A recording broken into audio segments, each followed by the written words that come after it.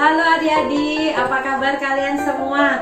Wah, ketemu lagi sama Kak Indah di sidang anak-anak ya. Semoga kalian gak bosen ya, setiap minggu ketemu ya dengan Kak Indah, juga dengan kakak-kakak semua. Kami juga gak bosen loh, malahan kalau setiap hari Minggu kita sukacita karena ketemu dengan adik-adik semua. Nah adik-adik, tanpa terasa ya, ini sudah bulan Februari, memasuki bulan kedua di tahun 2022. Semoga makin semangat, makin sukacita ya. Nah adik-adik, sekarang kita mau mulai sidang anak-anak ya. Sebelum mulai sidang anak-anak, kita biasa ya, mau seru nama Tuhan dulu, mau latih roh dulu, pemanasan dulu ya. Habis itu kita mau berkidung sama-sama. Yuk sekarang kalian seru nama Tuhan, bebaskan roh. Kalian boleh ikutin Kak Indah ya, seru nama Tuhan ya. 1, 2, 3. Oh Tuhan Yesus, oh Tuhan Yesus, oh Tuhan Yesus. Amin. Tapi Kak Indah kok belum dengar adik-adik semua ya di rumah ya. Ulangi deh sekali lagi sambil berdiri deh di rumah, nggak apa-apa ya. 1, 2, 3. Seru nama Tuhannya. Oh Tuhan, amin, haleluya ya. 1, 2, 3.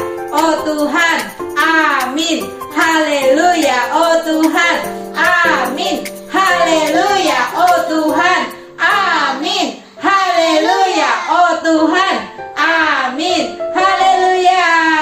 Nah sekarang udah semakin panas kan? Nah sekarang kita mau mulai sidang anak-anak. Kita mulai dengan doa ya, sama-sama ya. Adik-adik ikutin Kak Indah berdoa ya. Amin. Oh Tuhan Yesus, oh Tuhan Yesus. Tuhan terima kasih Tuhan.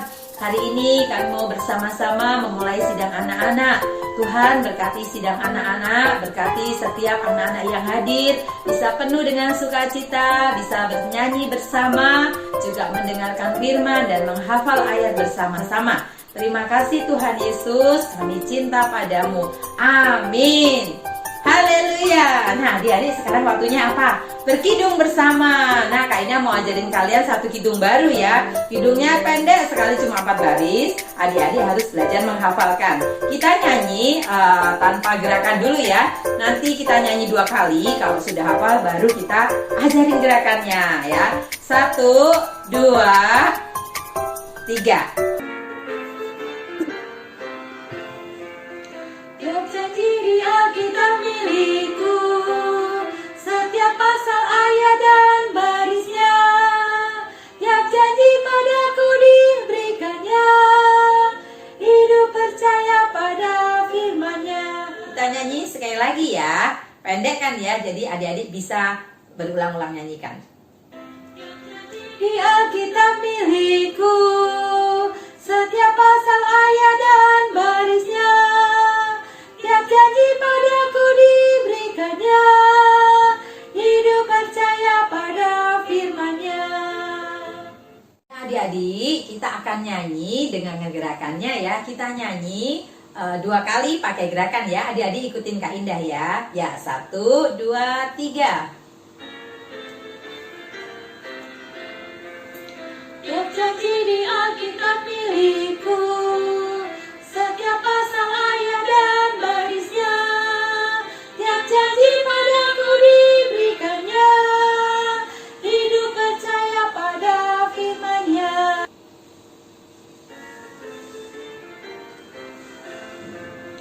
Tiap janji di Alkitab milikku, setiap pasal ayat dan barisnya, tiap janji padaku diberikannya, hidup percaya pada firman-Nya. Halo adik-adik. Nah, sekarang Kak Keisha akan bercerita nih dengan judul Tuhan mengubah Yakub dan Esau. Cerita Kak Keisha hari ini masih nyambung nih sama cerita Kak Indah minggu lalu. Nah, sebelum Kak Keisha cerita, Kak Keisha adik-adik berdoa dulu ya. Ambil sikap doa yang tepat, lipat tangan dan tutup mata. Mari kita berdoa. Tuhan Yesus, terima kasih Tuhan. Tadi kami sudah menyeru namamu, berdoa bersama, juga memuji Tuhan. Dan saat ini kami akan mendengarkan cerita. Tuhan, jaga telinga kami, telinga yang mendengarkan dengan baik, sehingga apa yang diceritakan boleh kami ingat. Tuhan Yesus, kami cinta padamu. kasihmu. Amin. Nah, adik-adik, ingat nggak cerita Kak Indah minggu lalu? Kalau minggu lalu kita dengar dari Kak Indah nih bahwa Yakub beserta seluruh kawanannya pergi meninggalkan rumah Laban. Nah, kini Yakub diselubungi oleh rasa ketakutan, kekhawatiran bahwa Esau jangan-jangan masih memendam rasa ingin membunuh si Yakub. Maka dari itu, karena ketakutan, Yakub pun mengutus utusannya untuk berjalan lebih dulu, mendahulinya dan pergi kepada Esau dan menyampaikan pesannya. Pesannya seperti ini, Kak Kisya bacakan ya adik-adik. Beginilah kata hambamu Yakub, aku telah tinggal pada Laban sebagai orang asing dan diam di situ selama ini.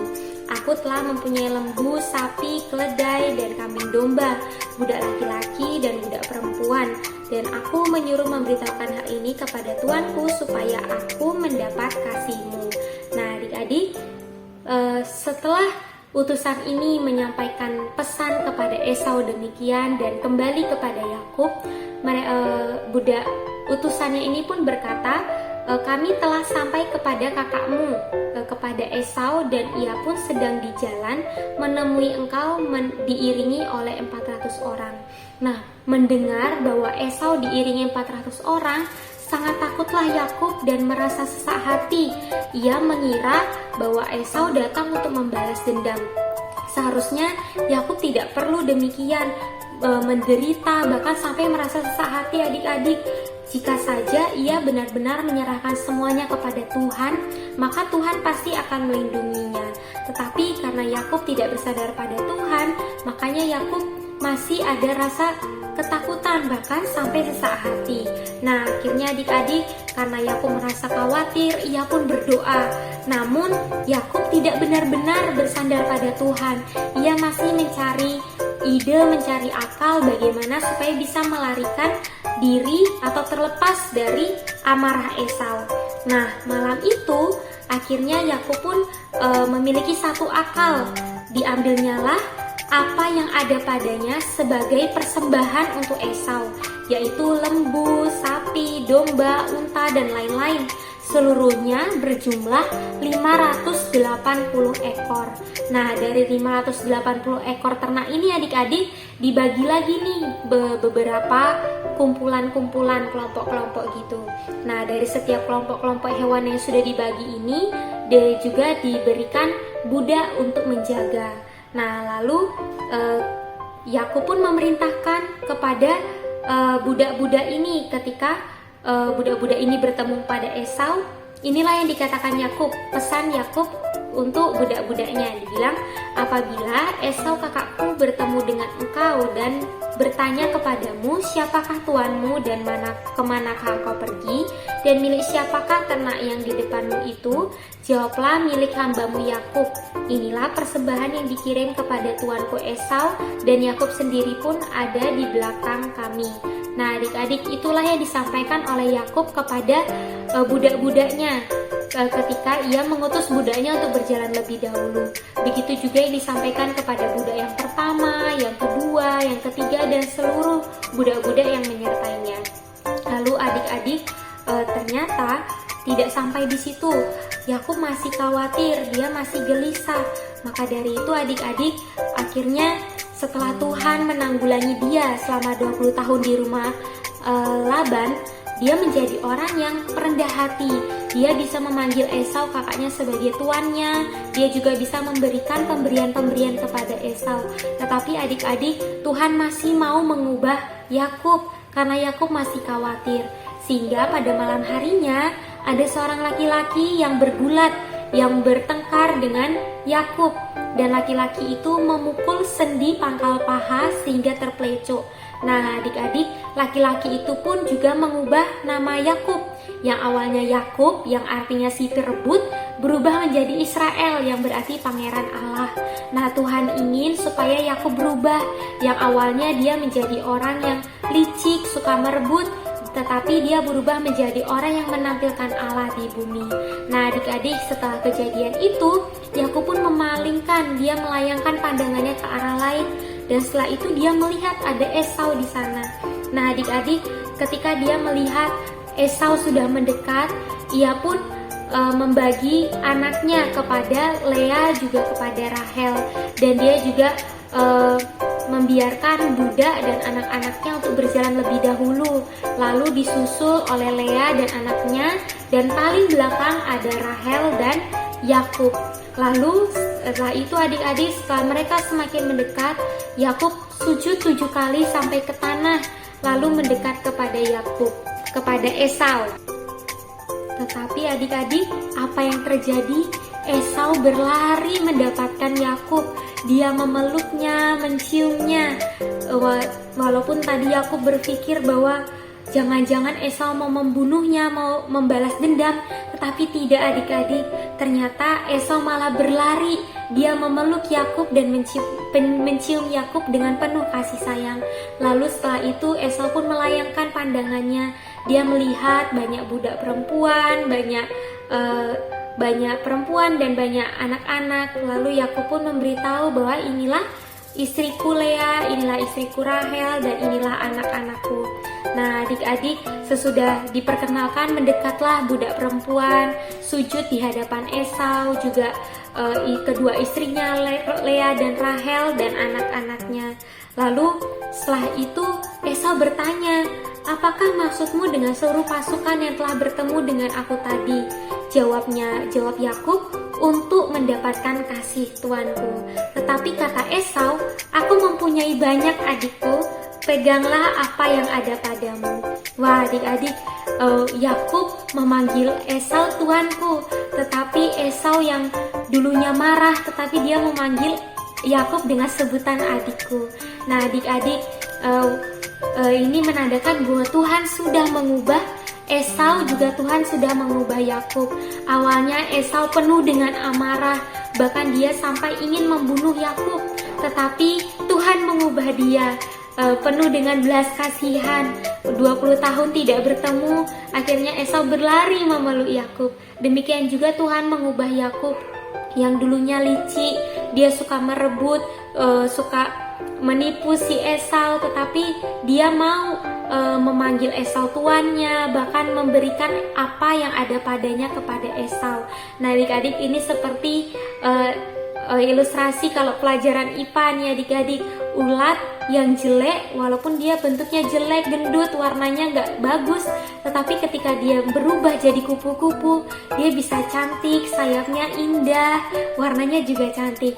Nah adik-adik, inilah juga pengubahan Tuhan yang terjadi pada Esau juga Yakub, yang waktu awalnya ketika mereka masih pada sifat lamanya, masih marah, masih licik, suka merebut, tetapi ketika Tuhan mengubah mereka menjadi indah, sama seperti kupu-kupu menjadi indah. Nah adik-adik, hari ini Tuhan juga mau mengubah kita. Mungkin kita merasa, Kak Kesha merasa kayaknya Kak Kesha udah jadi orang yang baik. Nah tetapi Kak Kesha perlu lagi bersandar kepada Tuhan. Jangan bersandar pada diri sendiri. Kita juga perlu percaya segala sesuatu yang diaturkan Tuhan, entah itu baik atau buruk, semuanya itu mendatangkan kebaikan. Sama seperti Tuhan mengaturkan Yakub untuk pergi ke rumah Laban, bekerja selama 20 tahun, lalu dia jauh dari orang tuanya. Itu semua adalah pengaturan Tuhan supaya Yakub diubah, Esau juga diubah. Nah hari ini Tuhan juga mau mengubah kita menjadi apa tadi? Israel. Ada ingat Israel apa? Israel itu pangeran Allah. Tuhan mau kita menjadi orang-orang yang menampilkan Tuhan di bumi. Misalnya awalnya kita suka marah-marah, suka ngomel-ngomel, mukanya suka cemberut. Tetapi ketika kita banyak bersandar pada Tuhan, berdoa pada Tuhan, Tuhan mengubah kita menjadi orang yang penuh dengan kasih sayang, suka senyum, terus suka tidak marah-marah. Nah adik-adik, inilah pengubahan Tuhan. Bukan berarti kita tidak boleh marah-marah ya. Nggak apa-apa kalau adik-adik masih suka marah-marah. Kak Kesha juga masih suka marah-marah. Tetapi kita perlu datang pada Tuhan. Ketika kita mau marah-marah, kita perlu datang pada Tuhan, sehingga Tuhan yang mengubah kita. Yang awalnya kita mau marah-marah terus kita segera datang pada Tuhan, Tuhan mengubah kita menjadi orang yang tidak jadi marah-marah. Nah adik-adik, misalnya kita juga pas ulangan dapat tes terus nilainya jelek, jangan kecewa adik-adik, bersandar pada Tuhan karena Tuhan pasti akan melindungi. Segala sesuatu yang Tuhan aturkan adalah baik. Nah adik-adik, cerita Kak Kesha sampai di sini. Semoga adik-adik juga semakin bersandar pada Tuhan, juga semakin percaya pada perlindungan Tuhan, dan supaya Tuhan juga boleh mengubah adik-adik. Nah, terima kasih adik-adik sudah mendengarkan. Kita lanjut menghafal ayat ya. Dadah. Amin, puji Tuhan. Tadi kita sudah dengerin cerita nih. Ceritanya tentang Yakub dan Esau, sama kayak minggu kemarin. Kita melanjutkannya lagi di minggu ini. Nah, adik-adik, setelah kita melihat dari cerita Yakub dan Esau ini, kita jadi tahu bahwa Tuhan itu baik ya. Dia mau mengubah Yakub dan Esau menjadi lebih indah. Nah, bukan hanya Yakub dan Esau saja, Tuhan juga mau mengubah kita hari ini. Wah, puji Tuhan. Nah, adik-adik, kakak mau kasih cara bagaimana ya supaya Tuhan mau mengubah kita. Cara yang pertama, Tuhan mau mengubah kita kalau kita tidak mengeluh. Misalnya nih, ada guru-guru di sekolah tuh kasih tugas banyak banget. Nah, terus kita ngeluh deh, kita ngedumel, wah kesel banget deh, kok gurunya bisa kasih tugas banyak banget. Nah, seperti ini tidak boleh ya. Yang kedua, kita harus tetap rajin belajar maupun mengerjakan sesuatu. Kayak tadi guru udah kasih tugas. Kalau kita cuma ngedumel doang, ya nggak kekerja deh. Ujung-ujungnya kita juga harus rajin. Nah, yang ketiga, kita harus saling mengasihi. Kayak Yakub sama Esau ya. Mereka meskipun ada masalah, mereka tetap saling mengasihi pada akhirnya. Puji Tuhan, hari ini Tuhan juga menghendaki apa yang terjadi kepada Esau, segala sesuatu itu juga terjadi kepada kita. Tuhan mau membuat diri kita juga menjadi indah. Nah, selanjutnya kakak mau ajak adik-adik semua untuk ayat hafalan nih. Ayat hafalan kita kali ini ada di Roma pasal 12 ayat 2. Di sini mengatakan, janganlah kamu menjadi serupa dengan dunia ini, tetapi berubahlah oleh pembaharuan budimu, sehingga kamu dapat membedakan manakah kehendak Allah, apa yang baik, yang berkenan kepada Allah, dan yang sempurna. Amin. Meskipun ayat hafalannya minggu ini cukup panjang, tapi Kak Melisa percaya deh. Soalnya kan tadi kalau kita mau diubah sama Tuhan, kita harus rajin, kita harus berusaha bekerja lebih giat. Oke, sidang anak-anak kita sampai di sini ya. Kak Melisa akan tutup di dalam doa. Adik-adik bisa ambil sikap berdoa deh. Oke, kita doa bareng-bareng. Amin. Oh Tuhan Yesus, oh Tuhan Yesus, Tuhan terima kasih Tuhan untuk sidang anak-anak hari ini. Tuhan, kami mau menjadi anak yang diubah oleh dirimu menjadi lebih indah. Tuhan juga berkati kami menjadi anak yang sabar. Oh Tuhan Yesus, terima kasih. Amin. Amin. Sidang anak-anak kita sampai di sini. Sampai bertemu.